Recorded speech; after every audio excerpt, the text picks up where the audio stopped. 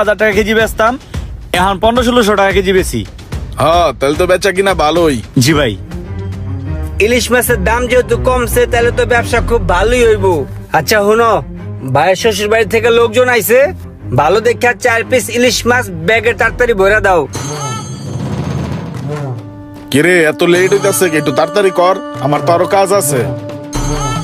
ভাই এখানে গন্ধ, আপনি একটা কাম করেন, ওই সামনে যান, আমি আপনার মাছ লিয়ে যেতেছি, ঠিক আছে? ওই কোরাল ওটা ভালো হইব? হ্যাঁ ভালো হইব।